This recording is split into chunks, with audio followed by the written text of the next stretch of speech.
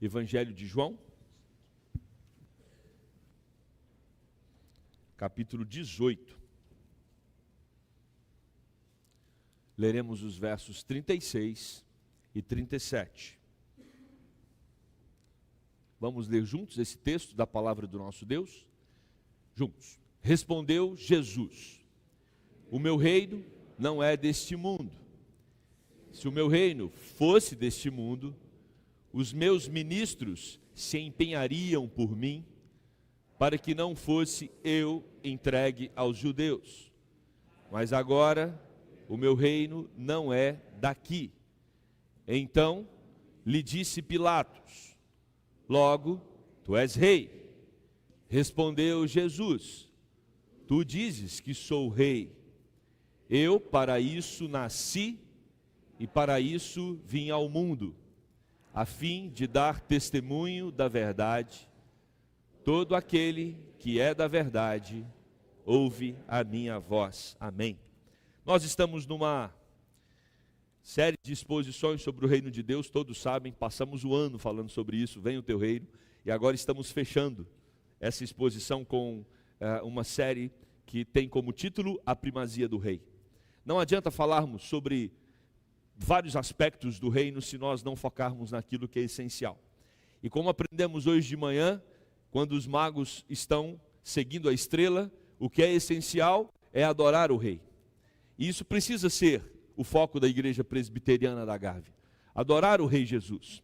E nós estamos aqui não mais no início da vida de Jesus, mas no final, quando ele está indo para tribunais, quando ele está sendo levado pelo seu próprio povo. Fazendo um paralelo com aquilo que tratamos hoje de manhã, desde Gênesis, Deus está preparando um povo para que através deste o Messias viesse, o povo de Israel. E o que é curioso é que os magos é que vão até Jesus, isso mesmo, os magos é que vão até Jesus para adorá-lo, e o povo de Israel não está reconhecendo com facilidade que o Messias havia ali chegado. E agora o que nós temos é que o próprio povo de Deus, Israel, está cercando Jesus e querendo tirar a vida do próprio Filho de Deus. É claro que tudo isso, irmãos, eu e você sabemos, estava debaixo do controle do Deus Todo-Poderoso. Deus tinha um propósito com isso. Jesus precisava morrer. Eu vim para os meus e os meus não me aceitaram, os meus me rejeitaram. A cruz estava escrita na eternidade, precisava terminar dessa forma. E o que nós temos é que o povo do Senhor não o reconhece como rei. E no processo de julgamento, Jesus agora está diante de Pilatos. E há uma queixa. A queixa do Sinédrio contra Jesus é porque ele se afirmava rei. Ele espalhava para as multidões que ele era rei. E era isso que estava sendo levado diante de Pilatos, pelo Sinédrio. Olha o que diz Lucas 23, 2. E ali passaram a acusá-lo, dizendo: encontramos este homem pervertendo a nossa nação, vedando pagar tributo a César, coisa que Cristo nunca fez. Pelo contrário, todos nós sabemos o que ele disse: dai a César o que é de César, e afirmando ser ele o Messias, o Cristo, o Rei. Existe uma dificuldade muito grande, irmãos, naquele contexto, de aceitar que Jesus Cristo era o Rei de Israel, por um lado. Por outro lado, havia uma tentativa de identificá-lo como Messias, mas como um Messias político. E os discípulos, se você ler com cuidado os evangelhos, vai perceber que os discípulos conseguem enxergar que Jesus era o rei, mas eles enxergam um Jesus que veio para reinar politicamente. Então eles têm uma expectativa de Jesus tomar o reinado de Israel. E isso vai até o último momento do ministério de Jesus, quando Pedro saca da espada e corta a orelha de Malco, porque ele está ali incitando uma revolução.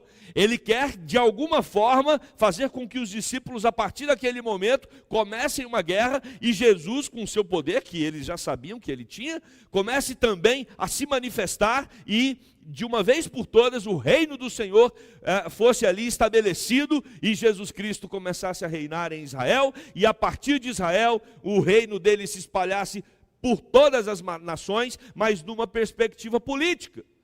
E eu imagino, irmãos, quão frustrado ficou Pedro quando Jesus pegou a orelha daquele soldado e colou a orelha dele e disse: Pedro, não é esse o caminho. Quantos anos Pedro andando com Jesus e não entendeu nada. Não só ele, como a mãe de Tiago e João, chegam para Jesus e, aliás, ela chega para Jesus e diz: olha, quando o Senhor estiver lá, quando o Senhor ocupar o trono de Israel, lembre-se de colocar um filho meu no ministério da agricultura e o outro no ministério da economia. E ela também não entendeu nada. E é claro, irmãos, que ela não chegou a fazer esse pedido assim, depois de uma noite de sonho. Isso já era uma articulação familiar, já era uma pressão ali entre os próprios filhos. Mãe, fala com ele. Ou seja, já havia todo um anseio, a multidão que seguia Jesus também seguia nessa expectativa. Era uma forma de pressionar Jesus para sair daquela posição de opressão do Império Romano. Eles queriam, e como nós falamos hoje de manhã, assim também acontece nos nossos dias, havia uma expectativa de uma transformação do reino desse mundo. Nós também, no fundo, queremos que o Brasil melhore. E não só nós aqui no Brasil, qualquer país, quando entra no jogo político, quando faz ali as suas eleições, quando se propõe a defender uma bandeira de um determinado político ou de um determinado partido, essas pessoas se engajam num projeto de melhora para a sua nação. Isso acontece não é agora, há poucos anos, não são os jovens que defendem um partido ou outro nesse século que estão descobrindo isso. Isso acontece há milênios, a tentativa de melhorar a situação aqui desse mundo. Agora, o que nós vamos descobrir, à medida que a gente vai ficando mais velho, descobre, é que não muda. Não muda. É frustrante. Depositar a nossa confiança no governo desse mundo é frustrante, é decepcionante. Vai ter governo melhor e vai ter governo pior. Vai ter governo que vai satisfazer mais uma perspectiva que você tem sobre política, mas amanhã vem um que pensa exatamente o contrário daquilo que você acha que é bom, e depois vem um que talvez coincide melhor com aquilo que você pensa, e assim o mundo vai se desenvolvendo nesse complexo, né, que nós vivemos aqui no Brasil ou em qualquer parte do mundo. Isso não é um privilégio dos brasileiros, não. Isso acontece em qualquer parte do mundo, mas o que é curioso é a expectativa do ser humano de acreditar que vai aparecer alguém para mudar a situação. Irmãos, não existe isso. Não existe isso. O rei que pode mudar a situação de uma vez por todas é Jesus Cristo. E eu tenho uma notícia que talvez vai te decepcionar um pouco. Ele não é um rei político. Ele não vai mudar a história política do Brasil. E mesmo que você saia do Brasil e vá para outro país, ele não vai mudar a história desse outro país, porque Jesus não cai nesse jogo. Não é papel dele, não é o reino dele. O reino dele não é deste mundo, o texto está falando. Ele não vai se submeter a essa dinâmica caótica que nós vivemos, dos reinos que um dia romperam-se com ele. E aqui, meus queridos, o que nós entendemos é que, mesmo diante de um processo onde o Filho de Deus está sendo crucificado, existe uma dinâmica política muito intensa. Os judeus estão levando Jesus até Pilatos. Versículo 33, Pilatos faz uma pergunta. A pergunta de Pilatos é: tu és o rei dos judeus? A pergunta é direta, sem rodeios. E Jesus responde com uma outra pergunta. Jesus sabia muito de retórica. Aliás, se você quer aprender a argumentar na vida, leia os evangelhos. Veja como Jesus lidava com o ambiente hostil que ele estava inserido. Você tem toda uma estrutura muito bem montada, tentando pressionar Jesus naquela época, tanto de líderes religiosos como do sistema político daquele tempo. E veja como Jesus lidava com essas pessoas.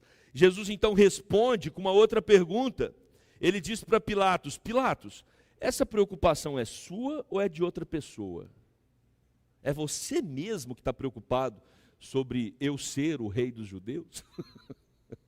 Pilatos tinha com o que mais preocupar, gente. E Jesus sabia disso. E Jesus então devolve uma pergunta para ele. E essa pergunta faz com que Pilatos faça uma outra pergunta sobre a pergunta. Pilatos então, no versículo 35, diz: mas o que foi mesmo que você fez? Olha só, agora ele quer saber sobre o comportamento de Jesus, não mais sobre o cargo, não mais sobre a posição, mas sobre a atitude de Jesus. Mas o que mesmo foi o que você fez? E aí quando Pilatos faz essa pergunta para Jesus, Jesus responde a primeira. Mas Jesus responde do jeito dele. Jesus não responde diretamente conforme Pilatos perguntou. Pilatos pergunta: tu és o rei dos judeus? Jesus responde: o meu reino não é deste mundo. Jesus não respondeu diretamente: eu sou o rei dos judeus. Mas Jesus já respondeu subentendendo que Pilatos sabe que ele é o rei dos judeus. Por isso Jesus diz: olha, Pilatos, eu sou o rei dos judeus e você sabe disso, mas nós não vamos entrar nessa questão. Eu não estou aqui para disputar governo com você. Eu não estou aqui para tomar aquilo que pertence a você. O meu reino não é este mundo. É outra configuração. É outra realidade. É uma outra esfera. E aí a resposta de Jesus, meu reino não é deste mundo, ela tem dentro dela algumas questões que nós precisamos destacar. A primeira delas então é como se Jesus estivesse respondendo: sim, Pilatos, eu sou o rei dos judeus. Uma vez que ele diz, o meu reino não é deste mundo, ele está dizendo, eu sou rei. Eu sou rei. Outra coisa que nós destacamos é, o reinado dele não é daqui. Não emana da terra, não faz parte da dinâmica dos homens, não faz parte da dinâmica dos poderes estabelecidos nesse mundo. E Jesus então faz questão de dar uma explicação para Pilatos. Jesus diz: Pilatos, se o meu reino fosse desse mundo, os meus ministros, que interessante, Jesus deixa claro que ele teve ministros. Quem eram os ministros de Jesus? Os apóstolos. E eles também acreditavam nisso. Os meus ministros se empenhariam para o combate. Pilatos, o meu reino não é deste mundo. Porque se o meu reino fosse daqui, os meus ministros se empenhariam para o combate. Eu iria lutar pelo meu reino. Eu iria estabelecer o meu reinado político. É claro que teria confronto. Não teve confronto, Pilatos. Presta atenção no que está acontecendo. Eu me entreguei. Eu estava no Getsemane orando. Os soldados chegaram. Teve uma reação de um discípulo. Eu apaziguei a situação. Os soldados me prenderam, estava sem arma. Todos os outros esconderam, saíram correndo. Ninguém aprendeu a lutar, ninguém sabe como atacar. Fui preso, Pilatos. Estou aqui diante de você. Como você pode achar em alguma instância que o meu reino é combativo, é desse mundo, que eu estou lutando para estabelecer algum poder aqui? E aí Jesus Cristo então, ele deixa claro, dentro dessa resposta dele, primeiro que ele é rei, segundo que o reinado dele não é daqui, e terceiro, que o reinado dele é o que então? Espiritual. O reinado dele é espiritual. E quando Jesus, meus irmãos, o menino que nasceu na manjedoura, que deixou Herodes louco, Jesus deixou Herodes louco, ao ponto de Herodes sair ceifando vidas de recém-nascidos. Por quê? Porque quando Jesus nasce, essa figura do rei dos judeus causa uma disfunção em todo Israel, porque havia a promessa, havia a expectativa da chegada desse rei, Então tem uma ameaça em volta aqui do poder político, desde o nascedouro até toda a vida de Jesus Cristo, o seu ministério. Todo mundo sabia que isso em algum momento ia eclodir. E agora então, você percebe Jesus dizendo: olha, fiquem tranquilos, eu não estou aqui para lutar por questões políticas, porque o meu reinado é espiritual. Jesus Cristo, ele veio para estabelecer um reinado que vai muito além das nossas preocupações deste mundo. E é claro, irmãos, em hipótese alguma nós estamos fazendo uma defesa aqui, hoje à noite, que nós não temos os nossos deveres cívicos. Claro que nós temos. Mas não é por eles que os nossos corações queimam. Não é por eles que nós gastamos as nossas vidas, muito mais do que por este reino espiritual. Nós devemos gastar os nossos dias em prol do reinado espiritual de Cristo, muito mais do que nos preocupando com os reinos deste mundo. E aí, quando eu falo sobre o reino deste mundo, eu não me limito apenas ao reinado político. Nós podemos abranger isso, abranger para outros aspectos, para as preocupações terrenas, que às vezes nós nos prendemos tanto a elas. Às vezes nós estamos tão envoltos às coisas passageiras desse mundo, elas vão sugando o nosso tempo, elas se tornam prioridade para nós, elas vão tomando a nossa mente, tomando a nossa agenda, a gente corre de um lado para o outro. Essa semana, num dos grupos pequenos que nós tivemos o encerramento do trabalho do ano, nós falamos sobre Marta e Maria. Às vezes somos tão Marta, corremos tão de um lado para o outro e achando que estamos agradando a Jesus, e até por causa de Jesus, Jesus chegou, temos que fazer um monte de coisa para Ele, e nós esquecemos de saborear, esquecemos de curtir a própria presença de Jesus. Quantos de nós já não nos pegamos numa situação dessas? Pastor, então, talvez seja um dos maiores riscos que nós corremos, nos envolvermos tanto com as coisas de Deus e esquecermos do relacionamento com o próprio Deus.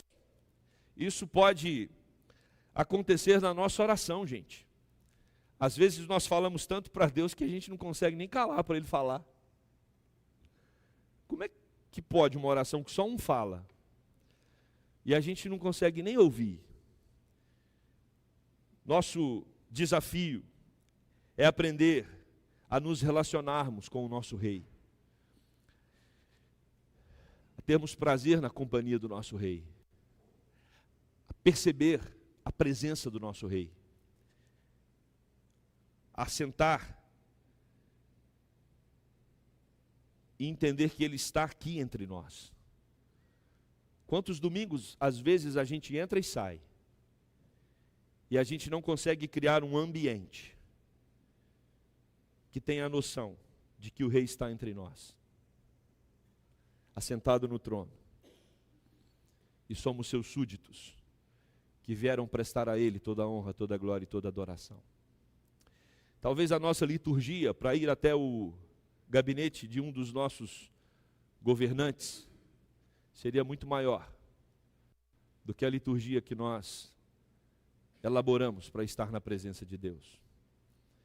Talvez para entrar no gabinete de um prefeito, de um governador ou de um presidente, nós ficamos muito mais mexidos do que quando nós nos preparamos para entrar na presença do Rei dos Reis e Senhor dos Senhores. Algo está errado em nós. Algo está errado em nós. E a gente precisa identificar e tratar, para entendermos a dimensão desse reinado espiritual. Essa casa, esse lugar, é o lugar onde nós nos encontramos com o Rei dos nossos corações, o Rei das nossas vidas. E a gente precisa criar um ambiente para isso. É um lugar de reverência, de temor, de alegria.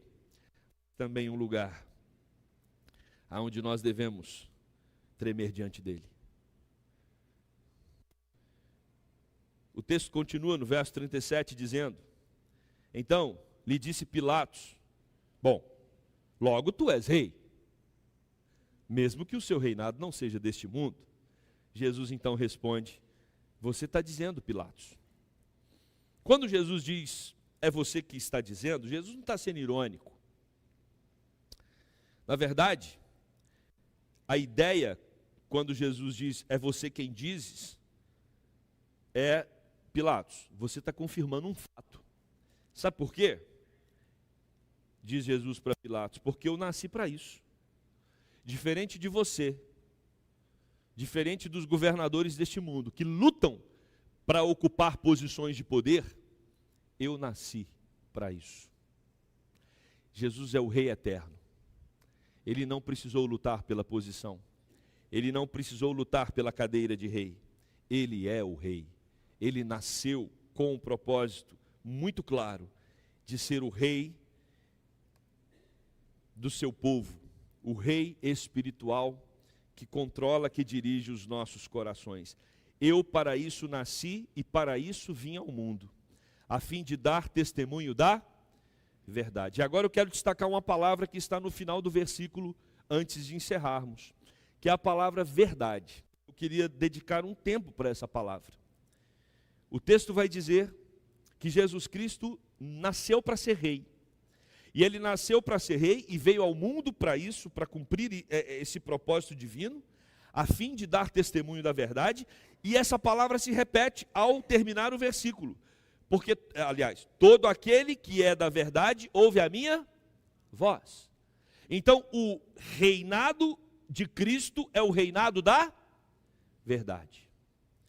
E por que será que Jesus Cristo faz questão de enfatizar para Pilatos que o reinado dele é o da verdade, e todo aquele que pertence ao reinado da verdade, ao reino da verdade, ouve a sua voz? Jesus está comunicando várias coisas aqui. A primeira delas é que se tem uma coisa que rega o ambiente político é a mentira.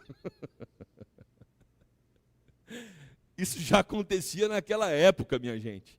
Não pensa que nos nossos tempos vai mudar. Político já não falava a verdade. É claro que nós não podemos generalizar. O risco da generalização é sempre um grande perigo, mas sabemos que não é fácil acreditar em palavras ou nas palavras dos políticos, né? Eles prometem uma coisa antes de serem eleitos e depois treinam as justificativas para não cumprir aquilo que prometeram. Precisam criar toda uma narrativa. Mas não é de agora. É um reino de mentira. E é simples entendermos isso. As estruturas de poder do mundo, elas estão fundamentadas na mentira porque elas estão orientadas por aquele que é o pai da mentira. E quem é o pai da mentira? O diabo. Então está tudo certo, está tudo alinhado, existe uma coerência. Né? Os poderes do mundo estão em coerência com o príncipe do mundo.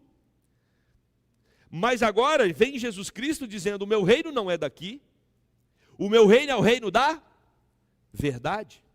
Porque eu nasci para revelar e dar testemunho da verdade. E aqueles que ouvem a minha voz e pertencem ao meu reino, eles sabem que eu testemunho a verdade.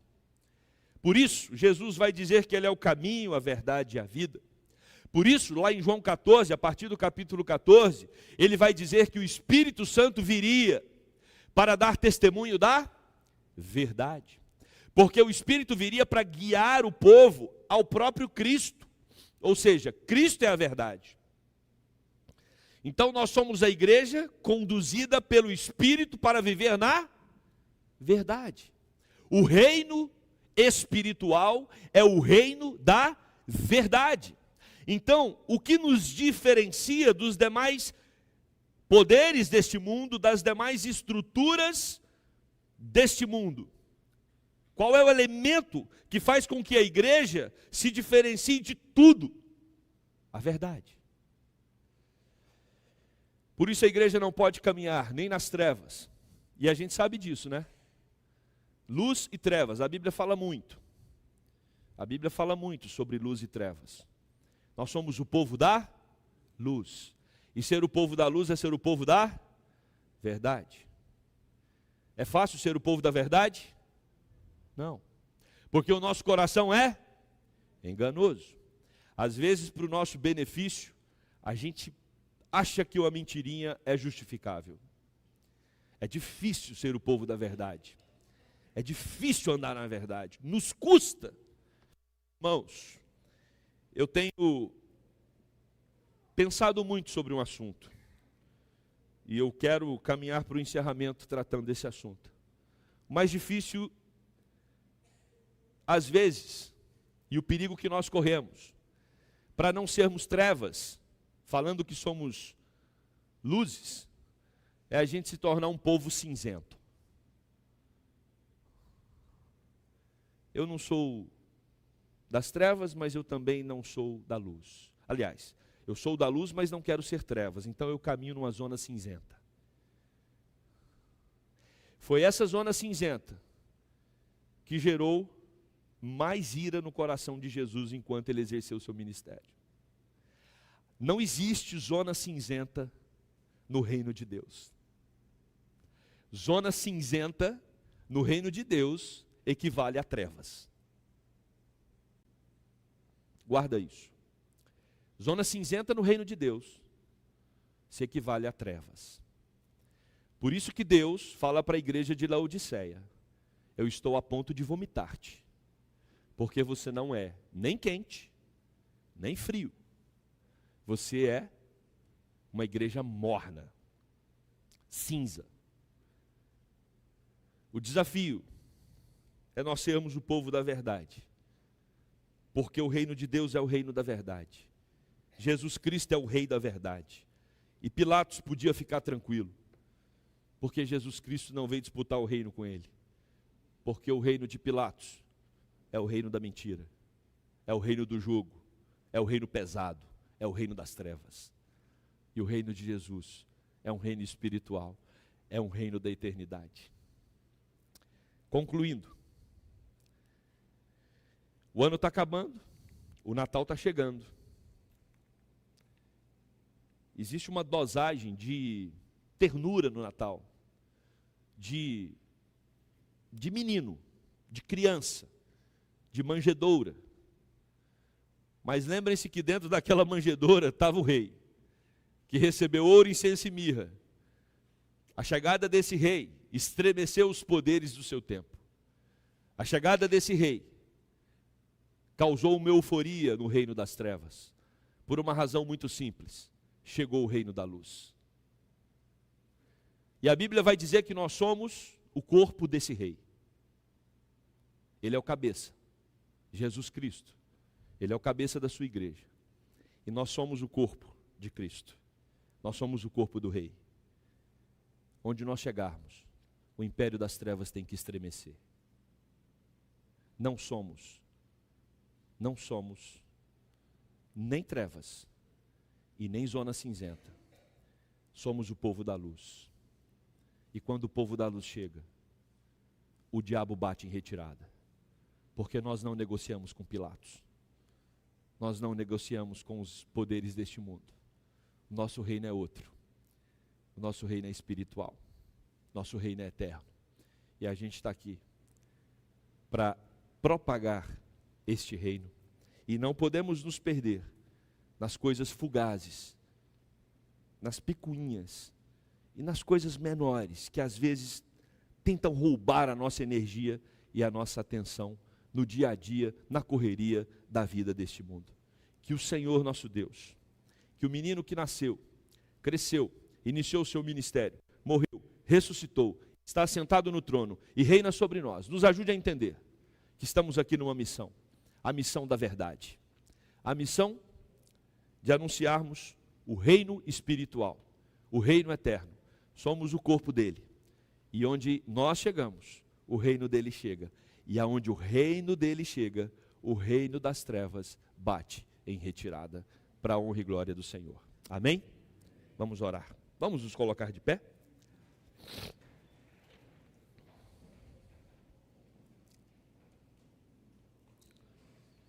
Querido Deus, nosso Pai, obrigado por mais uma vez sermos alimentados pela Tua palavra.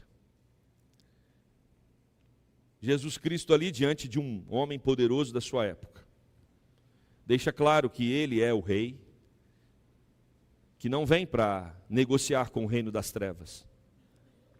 Ele é o rei que traz luz, vida, esperança, eternidade. Ele é o rei que vem para estabelecer vida eterna a todo aquele que crê no seu nome, reatar o relacionamento com o Pai, derramar do seu Espírito sobre os corações quebrantados, trazer esperança aos desesperados, curar os enfermos, trazer vida aos que estão mortos. Ou seja, é uma outra dimensão. Jesus não vem para trazer soluções apenas para os poucos anos que vivemos neste mundo, mas Ele vem para encher os nossos corações de vida e de esperança, independente das circunstâncias que nós enfrentamos aqui. Oh Deus, às vezes nós nos perdemos, às vezes nós achamos que a vida se resume a isso aqui, e deixamos a nossa agenda ser pautada pelos valores que se restringem ao nosso tempo aqui. É claro que temos que dar atenção para os compromissos desse mundo, mas temos um reino muito maior, um reino eterno, um reino espiritual, que o Senhor nos incumbiu, que o Senhor nos deixou responsáveis para tratar dele.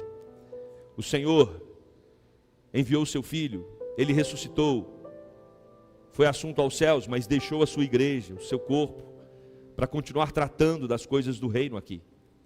Ajuda-nos a entender essa dimensão espiritual.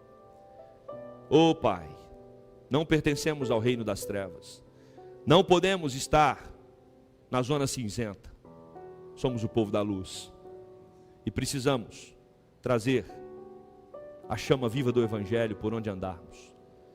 Incendeia os nossos corações, para que possamos testemunhar do nosso grande e poderoso Rei, Jesus Cristo, nosso Senhor e Salvador, aquele que enquanto viveu nessa terra, por onde andou, aonde chegou, foi notado e percebido como alguém que levava vida, verdade e amor.